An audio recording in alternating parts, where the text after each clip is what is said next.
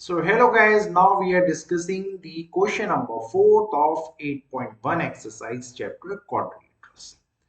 And in this particular question, what we have to show, that the diagonals of a squares are equal, they bisect each other and they bisect each other at a right angle. It means ये question में वो आपसे तीन चीजें prove करवाना चाह रहे हैं कि डायगोनल्स भी इक्वल हैं, वो एक दूसरे को बाइसेक्ट भी कर रहे हैं और 90 डिग्री पे ही करने हैं। तो इस क्वेश्चन को मैंने 3 स्टेप्स में ही सॉल्व किया है, तो मैं अलग अलग इसके प्रूफ आपको दिखाऊंगा यहाँ पे। सबसे पहला part that I am taking is, क्योंकि मुझे पता है ये एक स्क्वायर है, क्योंकि मुझे पता है कि यार ये स्क्वायर है और जिसपे डायगोनल्स ए सी और बी डी हैं और ये इंटरसेक्ट कर रहे हैं किसी पॉइंट ओ पे। This thing is known to me. अब मैं पहला पार्ट यहाँ क्या दिखाने जा रहा हूँ, जैसे मैंने आपको बताया मैं 3 पार्ट्स में इसको डिवाइड करूंगा, तो मैं यहाँ डायगोनल्स को ही सबसे पहले इक्वल दिखाने जा रहा हूँ। तो यानी मैं ए सी को बी डी के इक्वल दिखाऊंगा। तो सबसे पहले मैं आपके लिए दो ट्राइंगल्स ले रहा हूँ, B A D and A B C. अब देखो यार, ए बी और बी सी क्योंकि ये साइड्स ऑफ स्क्वायर है तो ये आपस में इक्वल होंगे, डेफिनेटली इक्वल होंगे। ए बी और ए बी आपको यहाँ कॉमन दिख रहा है, बिल्कुल कॉमन दिख रहा है सर। और एंगल बी ए डी और angle A B C, B A D और एंगल ए बी सी जो हमारा है, आई मीन ये दोनों एंगल जो है वो हमारे 90 डिग्री हैं। क्यों? क्योंकि सर ये एक स्क्वायर है और स्क्वायर का हर एक एंगल 90 डिग्री होता है। ठीक है, तो अगेन साइड एंगल साइड, तो साइड एंगल साइड से हमने इन दोनों को कर दिया कॉन्ग्रुएंट, और जैसे ही हमने इन्हें कॉन्ग्रुएंट कर दिया तो वाया सीपीसीटी हमने इस AC और हमने इस BD वाले डायगोनल को इक्वल कर दिया। सो होपफुली फर्स्ट पार्ट आप लोगों को क्लियर होगा। इट्स वेरी इजी, आपको ये दो ट्राइंगल्स को कॉन्ग्रुएंट करना है और सीपीसीटी से प्रूव करना है ये दो ट्राइंगल्स। क्लियर है? अच्छा, नेक्स्ट पार्ट में अब हमें यहाँ क्या दिखाना है, जैसे I have already told you कि अब क्या हुआ है, ये डायगोनल्स जो आपके हैं ये आपस में बाइसेक्ट भी हुए हैं। बाइसेक्ट होने का मतलब क्या है कि ये जो OB है ये OD के इक्वल होगा और OA को OC के इक्वल दिखाने का है। ठीक है, तो अगर आपको यही सब कुछ करना है तो again the steps are very very simple. आप इन दोनों ट्राइंगल्स को फिर लीजिए। ठीक है, लेकिन अब आपको करने से पहले क्या करना है, आपने ये दो ट्राइंगल्स को पिक किया।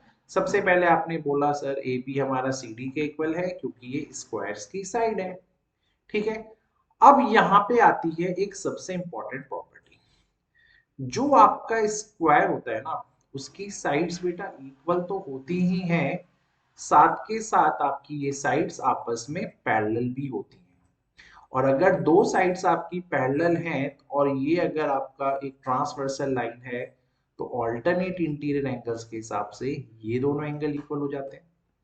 सेम वे अगर ये दो पैरेलल लाइंस हैं और ये आपका ट्रांसवर्सल लाइन है तो ये दो एंगल्स भी आपके ऑल्टरनेट इंटीरियर एंगल्स हो जाते हैं।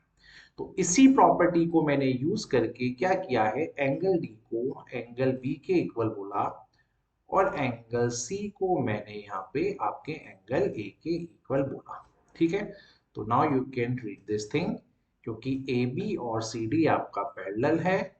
ठीक है, तो आपका angle B angle D angle C angle A आपस में इक्वल हो जाएंगे वाया ऑल्टरनेट इंटीरियर एंगल से। So again you can see angle side angle, तो एंगल साइड एंगल आने से ये angle side angle congruency rule से कॉन्ग्रुएंट हो गया। और फिर via CPCT the same story, ये इसके इक्वल हुआ, ये साइड OC आपका OA के इक्वल हो गया और इसी के तरह हमारा बाइसेक्ट वाला पार्ट इज आल्सो होगा। ठीक है, क्लियर हो गया होगा। इस बार आपने इन दो ट्राइंगल्स को चूज किया है। ठीक है, अब चलते हैं इसके तीसरे पार्ट पे जहां में शायद राइट एंगल्स दिखाना है आपको। अब अब आपको जब यहाँ राइट एंगल्स दिखाने हैं, राइट एंगल्स अगर आप दिखाने हैं तो आपको क्या करना है कि ये जो आपके डायगोनल हैं वो एक दूसरे को बाइसेक्ट कर रहे हैं राइट एंगल्स मतलब 90 डिग्री पे। बेसिकली आपको इन सारे एंगल्स को 90 डिग्री दिखाना है। ठीक है, तो again the rule is very same, OB और ओडी। ओबी और ओडी अभी अभी हमने स्लाइड नंबर 2 में प्रूव किया है, अभी हमने किया था सीपीसीटी से। ओसी ओसी आपको यहाँ कॉमन दिख रहे हैं बेटा, बिल्कुल कॉमन दिख रहे हैं। और डीसी और बीसी यहाँ ऑलरेडी इक्वल है, the reason is they are the sides of a square. तो इस बार हमने तीनों साइड्स को इन्वॉल्व किया, तो कॉन्ग्रुएंसी रूल के अकॉर्डिंगली हमारे दोनों कॉन्ग्रुएंट हो गए bye triple S congruency rule.